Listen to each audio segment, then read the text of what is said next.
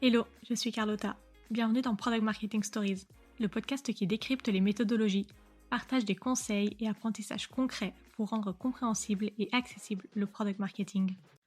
Avec Product Marketing Decrypt, je déconstruis pour vous le jargon et expressions courantes du product marketing pour les rendre compréhensibles.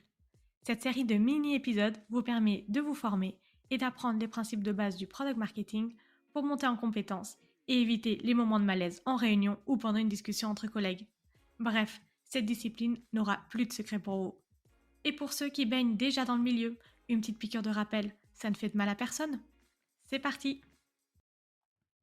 Hello à tous et bienvenue dans ce dernier épisode dédié au sujet du positionnement. Aujourd'hui, je vais vous présenter les 4 actions à mettre en place selon April Dunford une fois que vous avez construit le positionnement de votre produit pour que votre travail ait vraiment de l'impact. Et oui, parce que construire le positionnement, c'est 50% du chemin réalisé. Les 50% restants consistent à le diffuser et à s'assurer qu'il est vraiment utilisé par les différentes équipes. La première chose que nous recommande April est de traduire le travail de positionnement en pitch commercial. Il y a 2 avantages à faire cet exercice. Le premier avantage, c'est que vous vous assurez que toutes les parties prenantes sont alignées sur la définition du problème, des solutions alternatives, des besoins et des principaux critères d'achat. Le deuxième avantage, c'est que vous pouvez tout de suite tester le positionnement avec vos équipes commerciales, en conditions réelles, et donc itérer rapidement. Pour le faire, vous pouvez suivre les 4 composantes d'un bon pitch. L'étape numéro 1 est de définir le problème que votre produit vient résoudre. La deuxième étape est d'expliquer comment votre persona essaie aujourd'hui de résoudre le problème et en quoi ça ne fonctionne pas, ou qu'est-ce qu'ils font pour répondre à leurs problématiques. L'étape numéro 3 est de décrire, dans un monde idéal, quelles seraient les fonctionnalités de la solution parfaite. Et enfin, la dernière étape consiste à introduire votre produit et à le positionner dans la catégorie de marché qui a du sens. La deuxième action à mettre en place est de définir et d'écrire le messaging main dans la main avec l'équipe marketing.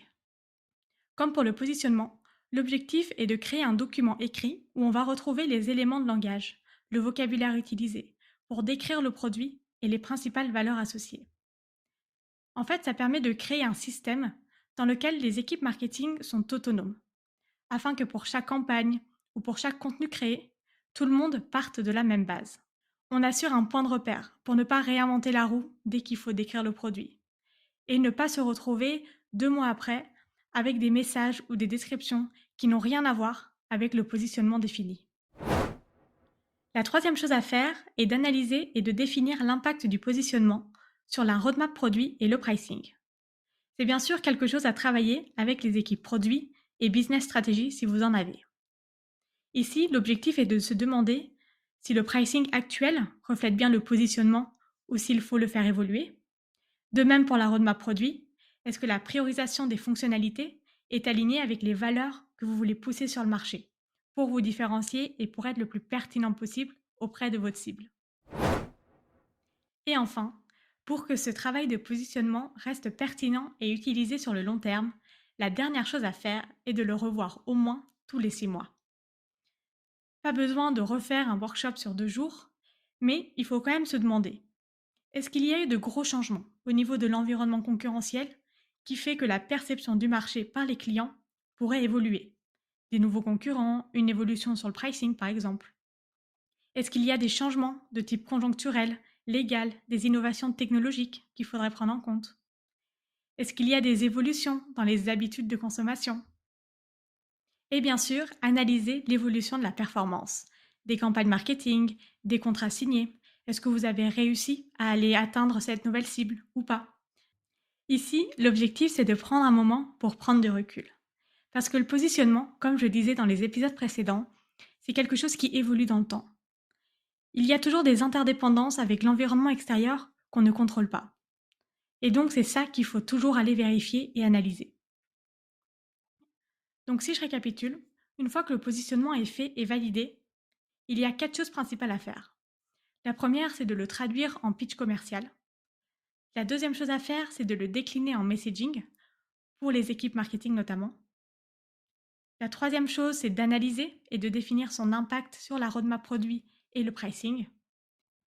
Et enfin, la dernière chose à faire, c'est de se programmer un petit rappel, à minima tous les 6 mois, pour s'assurer que toutes les informations qui sont présentes dans le document de positionnement sont à jour, et sinon, le retravailler et le mettre à jour et le rediffuser à l'ensemble des équipes. Voilà, j'espère que ces épisodes pourront vous aider dans votre quotidien autant qu'ils m'ont aidé. En tout cas, moi j'ai adoré préparer cette série de mini-épisodes. Vous retrouverez le template du positionnement en description de l'épisode avec bien sûr toutes les autres ressources. Et moi je vous dis à bientôt. Merci d'avoir écouté cet épisode jusqu'au bout. Si l'épisode t'a plu, n'hésite pas à le partager sur LinkedIn en me taguant. Tu peux aussi me soutenir en laissant un avis 5 étoiles sur Apple Podcast et me laisser un commentaire. Ton aide est précieuse pour m'aider à faire connaître Product Marketing Stories et aussi m'encourager à créer davantage de contenu. Alors merci.